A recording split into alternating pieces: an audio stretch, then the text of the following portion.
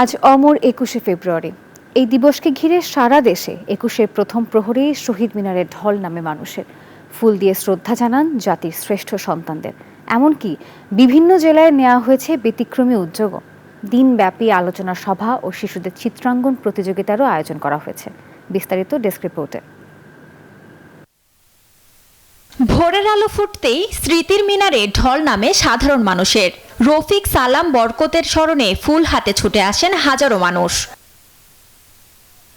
ভাষা শহীদদের শ্রদ্ধা নিবেদনের মধ্য দিয়ে চট্টগ্রামে পালিত হচ্ছে আন্তর্জাতিক মাতৃভাষা দিবস। ২১শে প্রথম প্রহরেই শহীদ মিনারে শ্রদ্ধা নিবেদন করতে আসেন সর্বস্তরের মানুষ। ফুলে ফুলে ভরে ওঠে শহীদ মিনারের বেদি। শহীদদের তাদের আত্মদান আমরা কখনো ভুলতে পারবো না। তারা আমাদের মাঝে আছে, থাকবে। দিবসটি উপলক্ষে রংপুরে শহীদ মিনারে ফুল দিয়ে শ্রদ্ধা জানান জেলা ও বিভাগীয় প্রশাসন, বিভিন্ন রাজনৈতিক, সামাজিক, পেশাজীবী সংগঠনের নেতাকর্মীরা।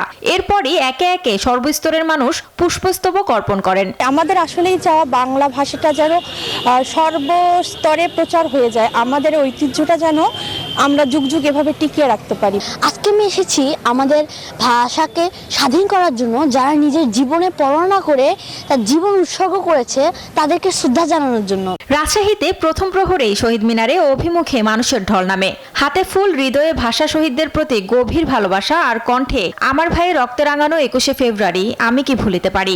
অমর ২১-এর এই গান তুলে ধরে মানুষের সম্মিলিত স্রোত মেশে এক পথে। অপেক্ষা করছেন।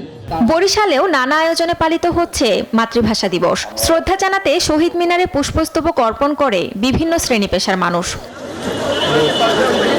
এদিকে দীর্ঘ ১৬ বছর পর একেবারে উন্মুক্তভাবে প্রভাত ফেরির মাধ্যমে শহীদ দিবস পালন করছে সিরাজগঞ্জ জেলা বিএনপি। ওরা বিভাজনের রাজনীতি করছে, দেশের মানুষ বিভাজনের রাজনীতি করে নাই। এক হয়ে আজকে মুক্ত হওয়াতে আবার সেই আগের মতো ২১শে ফেব্রুয়ারি পালন করতেছে। সিলেটের সামাজিক, সাংস্কৃতিক, রাজনৈতিক সংগঠন ও শিক্ষা প্রতিষ্ঠান কৃতজ্ঞ চিত্তে ভাষা শহীদদের স্মরণ করছে। এছাড়া দিবসটি উপলক্ষে বিভিন্ন জেলায় আয়োজন করা হয়েছে আলোচনা সভা, চিত্রাঙ্কন প্রতিযোগিতা আর সাংস্কৃতিক অনুষ্ঠানেরও। Desk report, news 24।